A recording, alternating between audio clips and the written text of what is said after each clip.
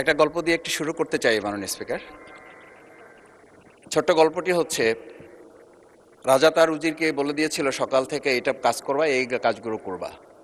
উজির বলেছিল যে আমাকে যে কাজগুলো বলেন কোনটা কখন গুরুত্বপূর্ণ কোনটা ছুটে যায় তার চেয়ে আপনি আমাকে একটা তালিকা করে দিলে ভালো হয়। একটা তালিকাও করে দিয়েছিল। তালিকা দেখে দেখে সে কাজ শুরুই করেছিল। হঠাৎ করে রাজার মনে হলো সে একবার শিকারে যাবে।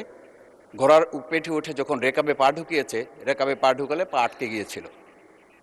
পাটা যখন ছুটাতে পারছিল না তখন সে উজিরকে বারবার ডাকছিল, আমার পাটা এখান থেকে বের করে দাও। পাটা বের করতে যাচ্ছিল না উজির, কারণ উজির বারবার খুঁজছিল যে তালিকাটা করে দেওয়া হয়েছিল সেই তালিকার মধ্যে পা আটকে গেলে ওটা বের করে দেওয়ার বিধান ওখানে আছে কিনা। শেষ পর্যন্ত রাজার পা আর ওখান থেকে বের করা যায় নাই এবং রাজাকে মুক্ত করা সম্ভব হয় নাই বলে আমরা গল্পে জেনেছি। ঠিক আমার কাছে আজকে সংসদ এরকম একটা গল্পের মতো মনে হয়।